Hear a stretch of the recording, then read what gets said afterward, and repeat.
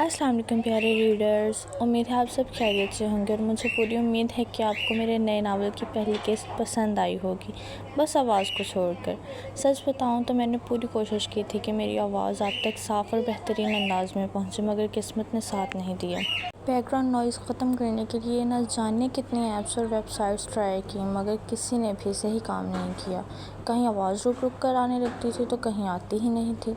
मैंने तो यूट्यूब पर कई वीडियोस भी देखे जिनमें कहा जाता था कि सिर्फ एक क्लिक में बैकग्राउंड नॉइज़ ख़त्म हो जाती है। इन्हीं बातों पर यकीन करके मैंने रात के वक्त वॉइस रिकॉर्ड कर ली, ये सोच कर के बाद में आसानी से नॉइज़ हट जाएगी।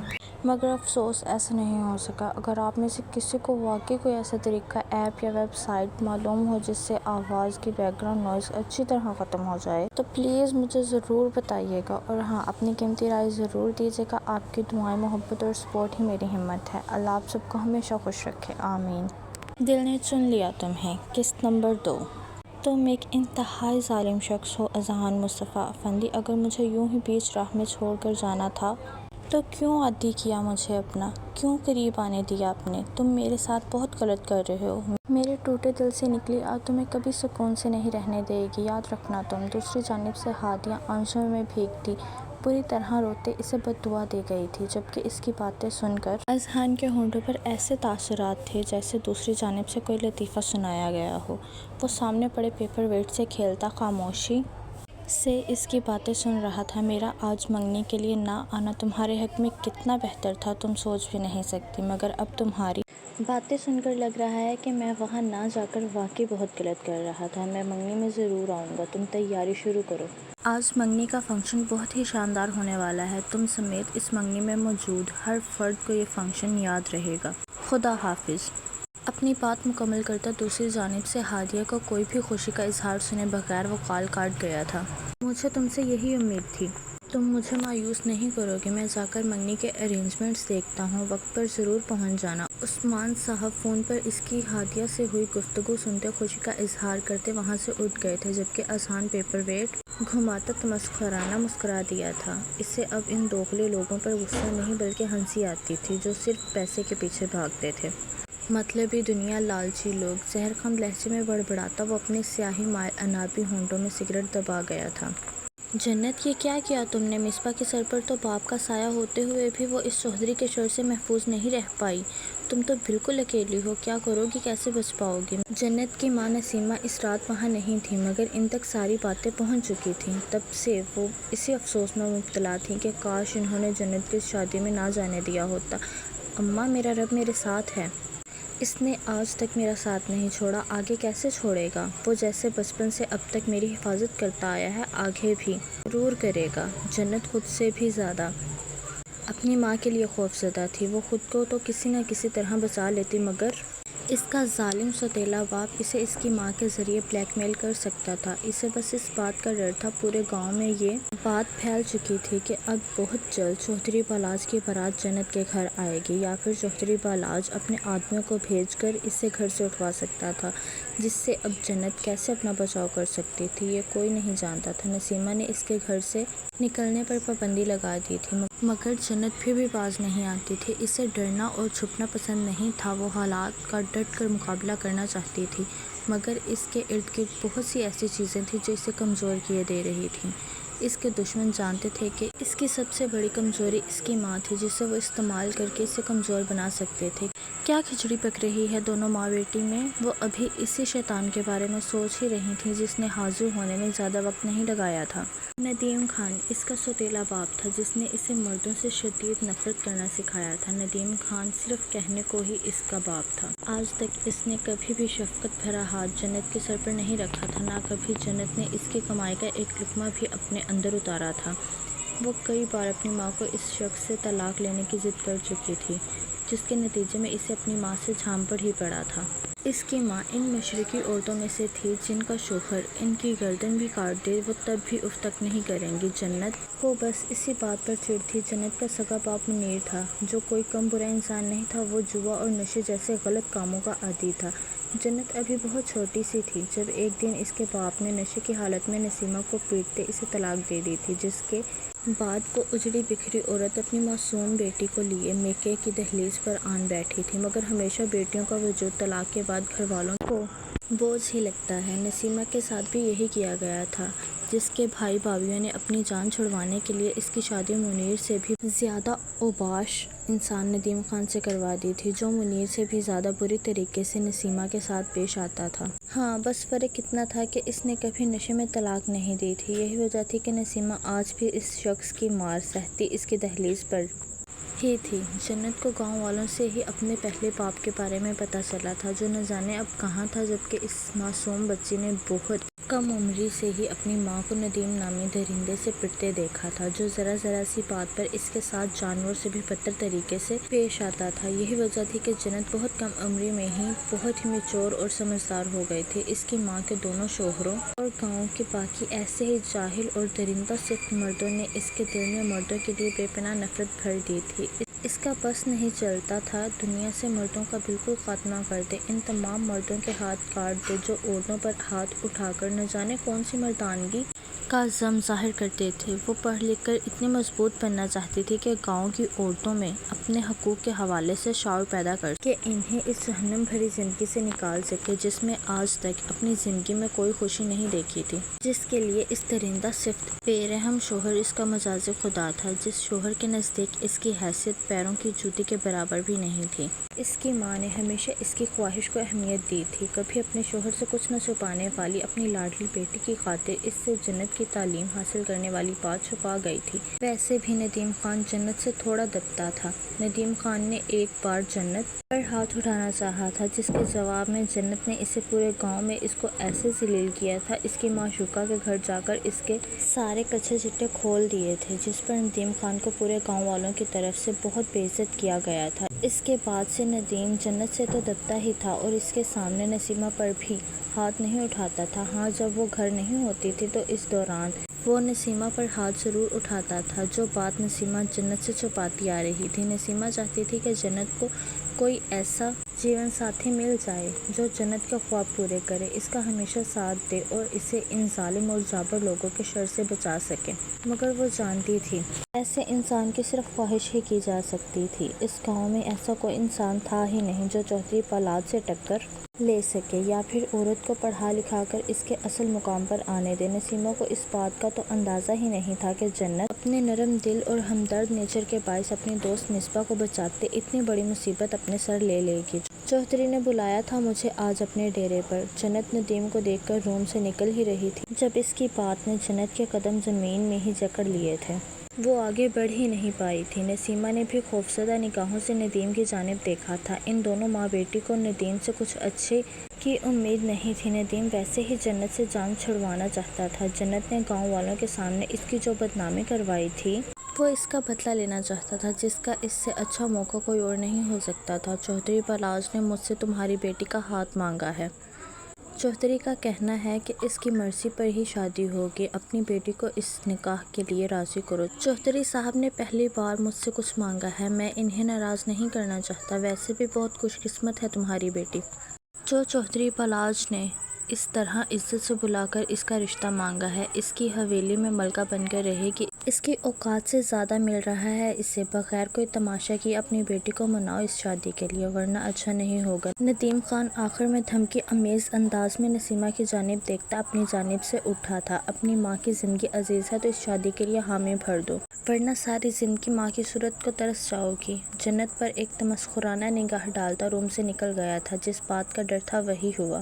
اب کیا کریں گے ہم؟ اس شخص سے تو یہی امید تھی مجھے، ضرور پیسے کھا کر آیا ہے چوہدریوں سے، اب یہ ہر حال میں تمہیں اس شادی کے لیے مجبور کر دے گا۔ نسیمہ بیگم پتھر بنی جنت کو افسوس بھری نگاہوں سے دیکھتی اپنا سر پکڑ کر رہ گئی تھی۔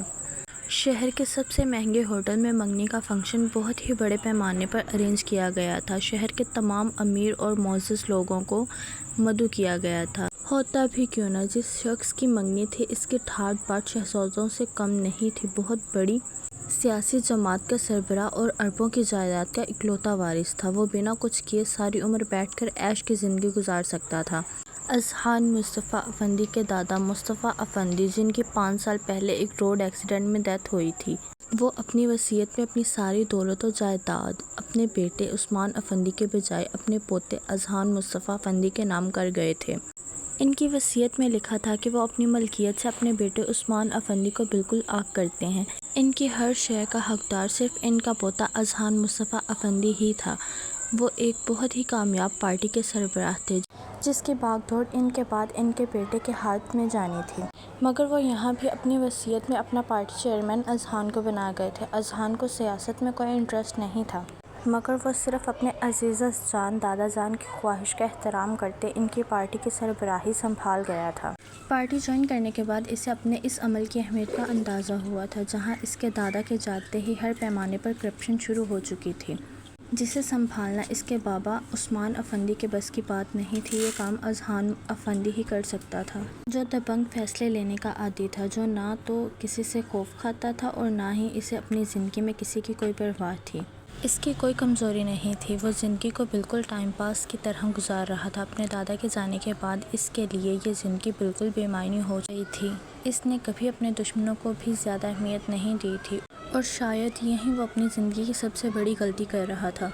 اس نے کبھی اس بات پر غور ہی نہیں کیا تھا کہ اس کے بابا اور چاچو کے ہوتے ہوئے اس کے دادا نے سب کچھ اس کے نام کیوں کر دیا تھا۔ آخر کیا وجہ تھی کہ انہوں نے وصیت میں پارٹی تک کے حوالے سے سارے اختیارات اذہان کو سونپے تھے۔ اذہان مصطفیٰ افندی نہیں جانتا تھا کہ ان سب باتوں پر غور نہ کر کے وہ کتنا غلط کر رہا تھا۔ عثمان افندی، تمہارا بیٹا آیا نہیں ابھی تک؟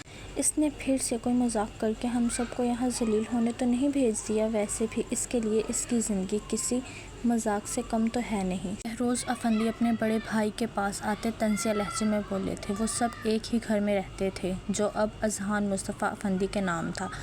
ان کے باپ نے ان سب کو اذہان کا غلام بنا کر رکھ دیا تھا۔ کہہ تو رہا تھا آئے گا، اپنی بات سے پلٹنے والا ہے تو نہیں، مگر کچھ کہہ بھی نہیں سکتا میں اس کے بارے میں۔ عثمان افندی نے بھی شدید بے بسی کا اظہار کیا تھا۔ اگر تمہارے بیٹے نے تیری بھانجی کا دل توڑا تو میں اسے معاف نہیں کروں گی، حسنہ بیگم نے عثمان افندی کی جانب دیکھتے کافی زہریلے لہجے میں کہا تھا۔ تم کہہ تو ایسے رہی ہو جیسے میرا بیٹا میری ہر بات مانتا ہے۔ فی الحال ہم اس کے آگے بے بس اور لاچار ہیں۔ وہ کھڑے کھڑے ہمیں بے گھر کر سکتا ہے۔ کوئی ایسی ویسی بات مت کرنا تم لوگ اس کے سامنے۔ بہت مشکل سے اس منگنی کے لیے تیار ہوا ہے، اس کا مزاج بدلتے زیادہ وقت نہیں لگتا۔ ہادیہ سے بھی کہہ دو، اس کے سامنے کچھ الٹا سیدھا نہیں بولے گی، اس کا دماغ خراب ہونے میں زیادہ وقت نہیں لگتا۔ عثمان افندی خود بھی یہی چاہتے تھے کہ جلد از جلد یہ منگنی اور پھر شادی ہو جائے، کسی طرح تو ان کا اڑیل مزاج بیٹا قابو میں آئے گا۔ ہمیں پاگل کتے نے کاٹا ہے جو تمہارے اس سر پھرے بیٹے کے آگے کوئی الٹی سیدھی بات کریں؟ ایک بات کی 10 سناتا ہے۔ غرور اور تکبر کوٹ کوٹ کر بھرا ہے، حسنہ بیگم چلے کٹے انداز میں بولی تھیں، جب اسی لمحے ان سب کی نظریں انٹرس کی جانب اٹھی تھیں۔ جہاں سے اذہان مصطفیٰ افندی اپنے فل پروٹوکول کے ساتھ اندر داخل ہوتا، وہاں موجود حسیناؤں کی سانسیں روک گیا تھا۔ سب کی نگاہیں اس کی سحر انگیز شخصیت پر جم سی گئی تھیں۔ لمبا چوڑا مضبوط سراپا بلیک 3 پیس سوٹ میں ملبوس، قیمتی گھڑی پہنے، اپنے کوٹ کے بٹن بند کرتا وہ مصروف سے انداز میں چل کر اندر آ رہا تھا۔ اس کے پیچھے 4 گارڈز موجود تھے، جو اس کے اشارے پر وہاں ایک جانب کھڑے ہو گئے تھے۔ کیا شاندار انٹری ہے تمہارے ہیرو کی، کیسا شاندار بندہ ملا ہے تمہیں، ذرا سنبھال کر رکھنا، سب لڑکیوں کی نظر اسی مغرور شہزادے پر ہے۔ ہادیہ کے ساتھ کھڑی اس کی فرینڈ نے اسے وارن کیا تھا، وہ صرف میرا ہے، میرے وار سے بچ پائے گا تو کہیں اور دیکھنے کے قابل رہے گا۔ تم اپنی دوست کو بہت زیادہ انڈر ایسٹیمیٹ کر رہی ہو۔ ہادیہ تبریز کے حسن کے وار سے آج تک کوئی نہیں بچ پایا، پھر یہ شخص کس کھیت کی مولی ہے؟ ہادیہ ایک جانب کھڑے عقیل کو آنکھ مارتی اذہان کی جانب بڑھ گئی تھی۔ اذہان مصطفیٰ افندی کو یونیورسٹی کے بے وقوف دل پھینک لڑکوں کی طرح سمجھ رہی ہے، بے وقوف لڑکی ہے۔ اس کے اس اوور کانفیڈنس پر اس کی دوست تعصب بھرے انداز میں سر ہلا کر رہ گئی تھی۔ میں جانتی تھی تم ضرور آؤ گے، جیسے میں تمہارے بغیر نہیں رہ سکتی ویسے ہی تم بھی میرے بغیر نہیں رہ سکتے۔ ہادیہ اذہان کے قریب آتے اس کے گلے میں باہیں ڈالتی اس کے گال پر اپنے لب رکھ گئی تھی، جس کے جواب میں اذہان اسے دیکھ کر بس مسکرا دیا تھا۔ اس مسکراہٹ کے پیچھے کیا چھپا تھا ہادیہ نہیں سمجھ پائی تھی۔ ہمیشہ کی طرح ڈیشنگ لگ رہے ہو، یہاں موجود تمام لڑکیوں کی سانسیں رک چکی ہیں۔ تمہاری ایک جھلک دیکھ لو سب کی حالت کیسے دیکھ رہی ہیں تمہیں۔ مگر تم اب صرف میرے ہو۔ اس کے بازو میں اپنا بازو حمایل کرتی وہ ارد گرد کھڑی لڑکیوں کے دل جلا گئی تھی، جبکہ اذہان اس کی ان سب باتوں پر توجہ دیے بغیر اپنے موبائل پر مصروف تھا۔ بہت کنجوس ہو تم، تعریف مت کرو۔ اتنا تو بتا دو کیسی لگ رہی ہوں میں۔ ہادیہ اس کے یوں ہی اگنور کرنے پر اندر ہی اندر سے چھوٹی بظاہر اپنے لہجے کو شیریں رکھتے بولی تھی۔ اذہان مصطفیٰ افندی جو ہر طرح سے پرفیکٹ تھا، ہادیہ کو بس اس کی یہی بات بری لگتی تھی کہ وہ اپنے علاوہ کسی کو اہمیت نہیں دیتا تھا۔ لڑکیوں کے ساتھ تو وہ ایسے بہیو کرتا تھا جیسے وہ کوئی بہت ہی فضول سی شے ہو، جن پر ذرا سی توجہ دینا اس کی شان کے خلاف ہوگا۔ اس شخص کے ساتھ گزارا کرنا بہت مشکل کام تھا۔ اس کے ساتھ رہ کر آپ کو اپنی انا اور عزت نفس پوری طرح سے مارنی پڑتی تھی، جس کو فرق ہی نہیں پڑتا تھا کہ اس کے ساتھ کوئی ہے یا نہیں۔ ہادیہ کی بات پر اذہان نے موبائل سے نگاہیں ہٹا کر اس کی جانب دیکھا تھا۔ بلیک نیٹ کے سلیو لیس فٹنگ والے گاؤن میں اپنے وجود کو سب غیر مردوں کے سامنے دعوت نظارہ بنائے وہ اس سے اپنی تعریف کی منتظر تھی۔ اذہان مصطفیٰ افندی کو ایک لمحے کے لیے اس سے گھن محسوس ہوئی تھی، جس کا آگے کا گلا ناقابل اعتراض حد تک کھلا تھا۔ ویسے ہی لگ رہی ہو جیسے تم دنیا والوں کے سامنے لگنا چاہتی ہو، اپنی کوشش میں کامیاب رہی ہو۔ اذہان نے بنا کسی لگی لپٹی کے اپنے مختصر الفاظ سے ہادیہ کو اپنی بات اچھے سے سمجھا دی تھی۔ اس کے لفظوں کا مفہوم سمجھتے مارے اہانت کے ہادیہ کا چہرہ لال ہوا تھا۔ یہ شخص ایسے ہی کرتا تھا، چند سیکنڈز میں اگلے کی عزت دو کوڑی کی کر کے رکھ دیتا تھا۔ ہادیہ نے شکر ادا کیا تھا کہ وہاں آس پاس کوئی تھا نہیں۔ اذہان اس کی گرفت سے اپنا بازو چھڑواتا وہاں آئے اپنے دادا کے ایک دوست کی جانب بڑھ گیا تھا۔ پارٹی کا آغاز ہو چکا تھا۔ فل والیوم میں انگلش میوزک چلاتے انگریزوں کو بھی پیچھے چھوڑ دیا گیا تھا۔ کچھ ہی دیر میں رنگ سیریمنی کی جانی تھی۔ کچھ ہی دیر میں اذہان شدید گفت کا شکار ہو چکا تھا۔ اسے ان بناوٹی لوگوں کے بیچ کھڑا ہونا سخت ناگوار گزر رہا تھا۔ اس کی چچی سبیحہ اور عثمان افندی کی سیکنڈ وائف حسنہ اس کے قریب آئی تھیں۔ بیٹا، آپ کی لائف کے اس سب سے خاص موقع پر ابا جان کو نہیں بھولا جا سکتا، اس لیے ان کی یاد کو تازہ کرنے کے لیے ہادیہ نے ان کی پرانی کچھ تصویریں اور ویڈیوز اکٹھی کی ہیں تمہارے لیے۔ اگر تم اجازت دو تو ہم اسکرین پر پلے کر دیں، ساتھ ہی رنگ سیریمنی کا آغاز بھی کر دیں گے۔ اذہان مصطفیٰ افندی کے سامنے ہادیہ کی ویلیو بڑھانے کے لیے حسنہ بیگم چاشنی میں ڈوبے لہجے کے ساتھ اذہان سے مخاطب ہوئی تھی، جس پر اذہان محض اسبات میں سر ہلا کر رہ گیا تھا۔ کچھ ہی دیر بعد وہاں مصطفیٰ افندی کی تصویریں خوبصورت سے سانگ کے ساتھ پلے ہوئی تھیں۔ ہمیشہ اسے نرم کرنے کے لیے اس کے دادا کو استعمال کیا جاتا تھا، اس وقت بھی وہی کیا گیا تھا۔ سب کی نگاہیں اذہان پر ہی تھیں، جبکہ اذہان بے تاثر چہرے کے ساتھ دیکھے گیا تھا۔